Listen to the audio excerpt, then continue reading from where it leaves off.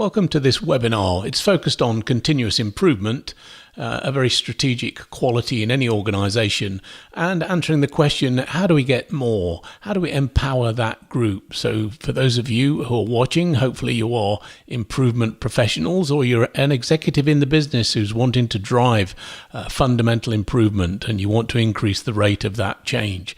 We might be able to give you one or two ideas on this webinar as to how you can get the best out of your resources.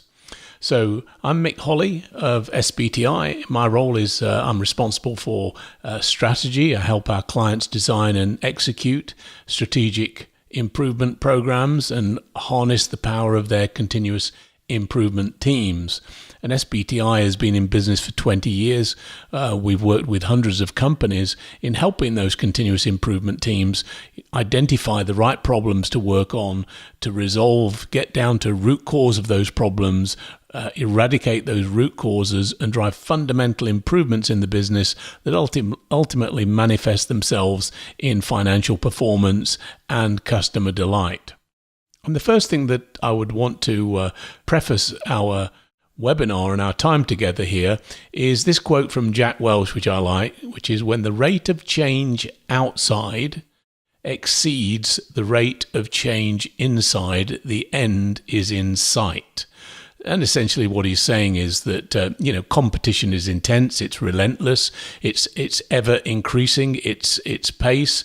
And so those competitors are trying to eat your lunch. And if the external forces are improving faster than you are internally, then ultimately you're going to go out of business. So we know that continuous improvement is a fundamental and necessary part of any enterprise. And so maximizing the impact of it is of critical importance. So we've talked to executives over our 20-year career as we've observed these major change initiatives and working with continuous improvement teams. And they tell us that their challenges, as they see it, fall into 5 main areas. The first is the lament that, there is insufficient resources. I'm frequently told that we can't possibly launch another improvement idea or initiative or project because all of our best people are already engaged and it would overload them. The second is that there is a frustration from many executives in that they've invested heavily in whatever problem-solving change management technique.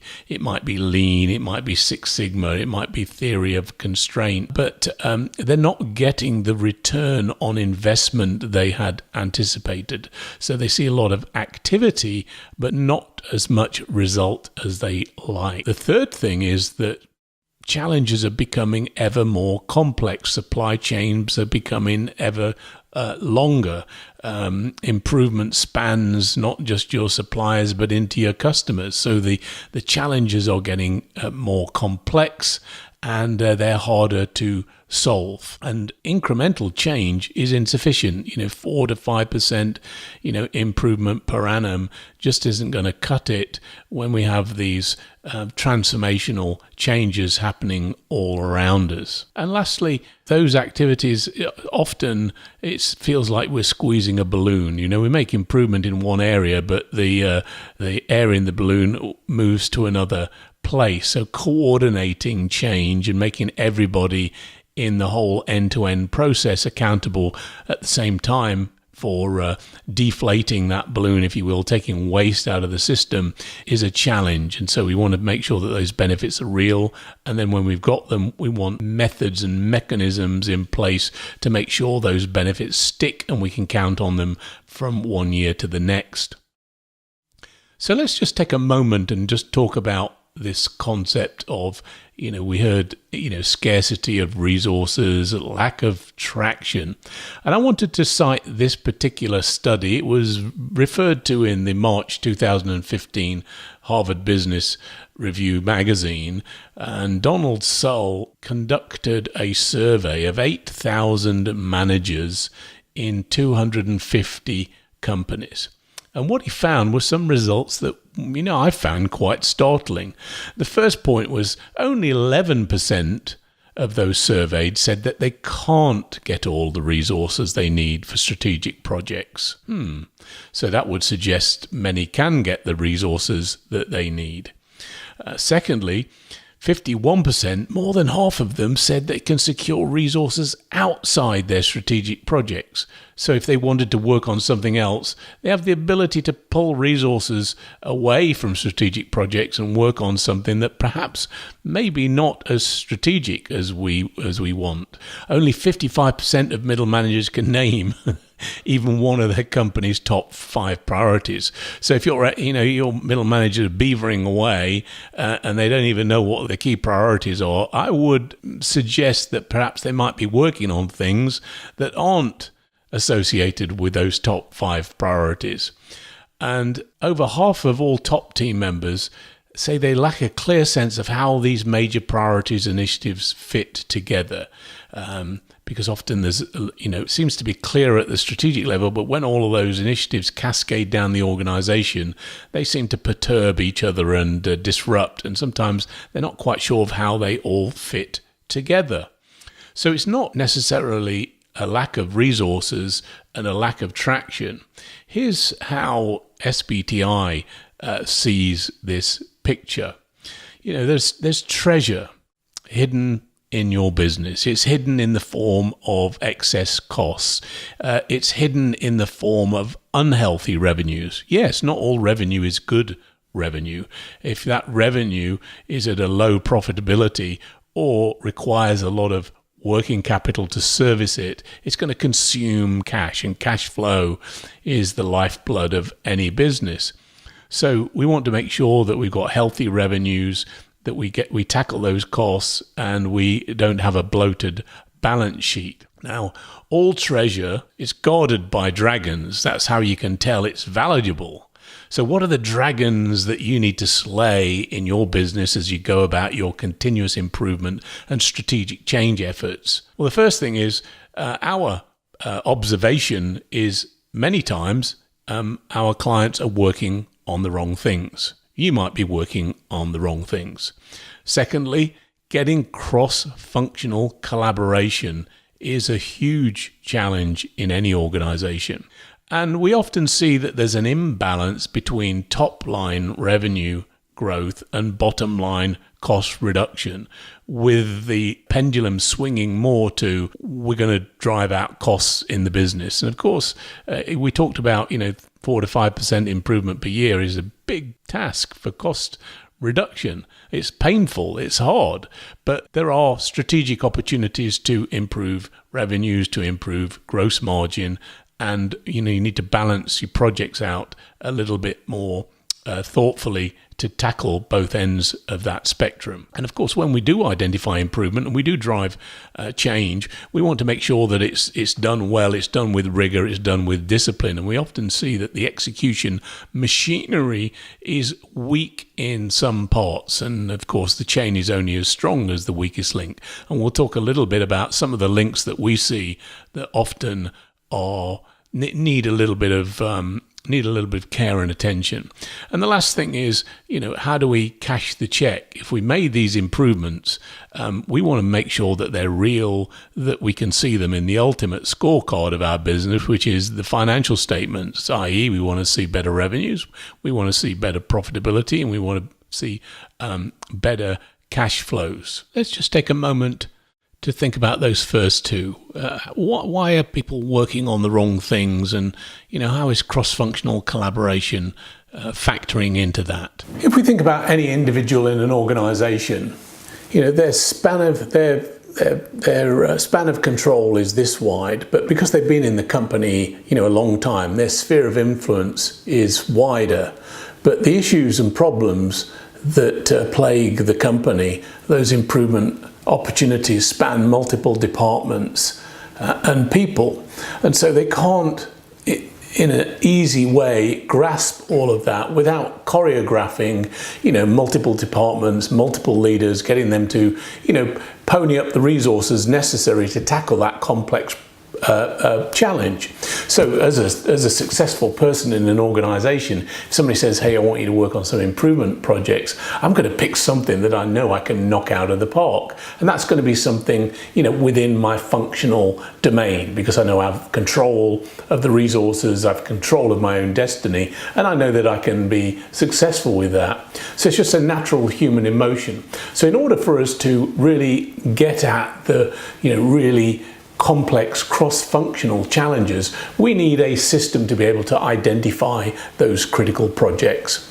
And then secondly, to choreograph those, to get the leaders on one page, to have clear communication, to have a clarion call to action, and to have the implementation discipline to go after it, we need a common problem-solving capability, a common language to be able to rally to the cause, whatever that might be in your organization. But what we often see when we come into organizations is we'll see a preponderance of those functional projects. They're very significant in some ways and they're very good, but there are opportunities being missed in the organization. And I'd like to show you the improvement continuum. You might have seen it already, just to illustrate that point a little further. You break the improvement continuum into three environments: a tactical change environment, a more disciplined environment, and a strategic environment. And what you have in a strategic change environment is the improvement goals are tightly coupled with the business strategy, whereas in a tactical sense, goals and targets are unclear. And so when we go down to the improvement culture, we find in a tactical environment that without strategic guidance, we'll tackle the problems of the day, which sometimes can be symptomatic, and so we lurch from one to another, making an improvement but not significant. Whereas in the strategic environment with clear goals, continuous improvement is really a strategic weapon, allowing us to harvest a lot of value in the organization. And as I mentioned, even in a disciplined environment, we see a lot of functional scope, lots of functional projects. And the real value is in cross-functional projects. They tend to be more challenging. They're harder to get consensus on, but they do really make a big impact. So I'm going to give you one or two ideas as to how you might select and get consensus around one or two strategic, cross-functional, high-impact projects. So I'll often ask executives, if you had three strategies, one would be to sell more, increase your revenues. Secondly, raise your prices. And thirdly, reduce costs. Which door would you open to make more money? So let's take a look. Just think about that for a second. What would your strategy be? So let's say we have an existing business, and we have for ease of mathematics, it has revenues of $100. And it has a cost of goods sold of $60. We know that gross profit is revenues minus COGS. And so 100 minus 60 is $40. So there's your existing business. And we're going to have a 10% improvement strategy.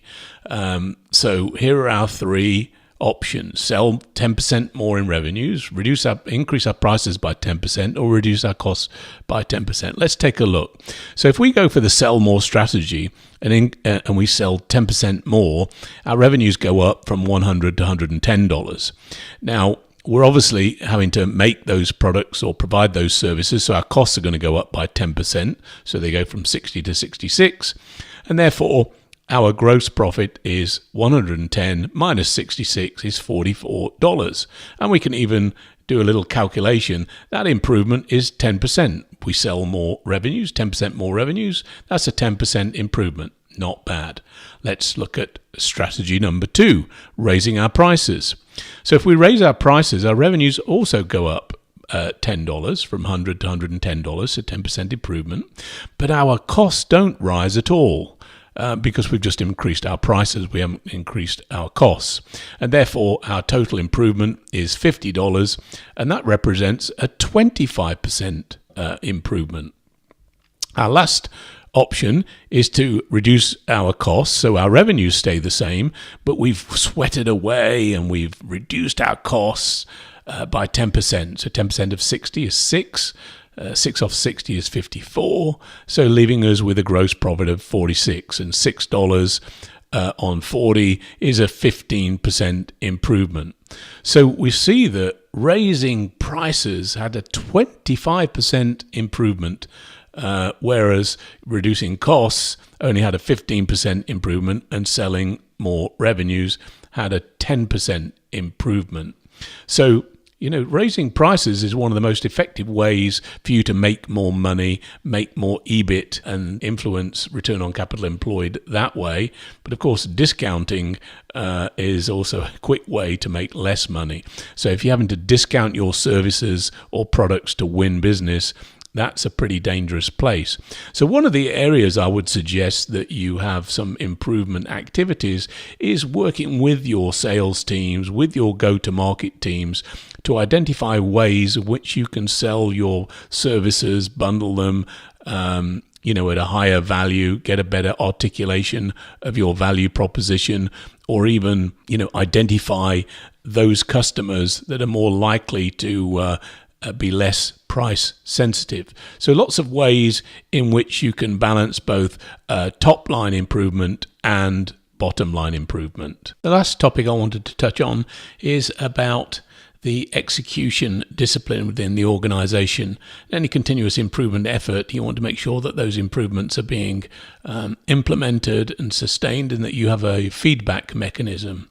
When we typically will map out your management systems, everybody's got an operating system. This one happens to be for a subset for the maintenance, where we're turning those annual goals and forecasts into daily, weekly, hourly execution agendas. And what we'll find is that there's generally a lot of detail around the annual and the monthly, and sometimes planning around the weekly kind of activity. And post-event, post-production, post-distribution, there's a lot of after-action reporting and review.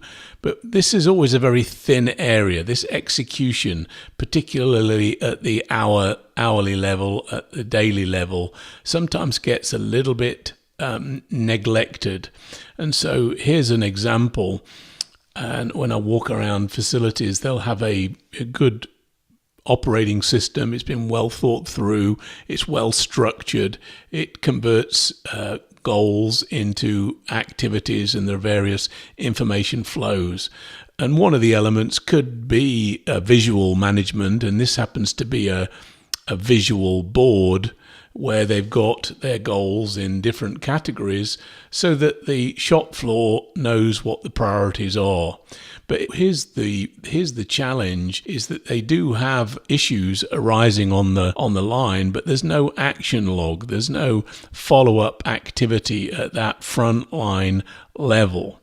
In of itself, there's a concern, but when those issues tend to persist, those symptoms persist, you need a more sophisticated mechanism to be able to crack the code on what the root cause of those issues are. So listing them here and then escalating them to the next level allows that group then to look at perhaps some of those cross-functional issues, or some of the additional resources that need to happen that are not at the disposal of that functional unit. So the ability to escalate issues and have them resolved is critical. And secondly, attending to these issues, tells people that we are interested in their issues, and they're more likely to volunteer those issues going forward. So have a good focus on that daily execution discipline. Pay attention to that last step in the operating system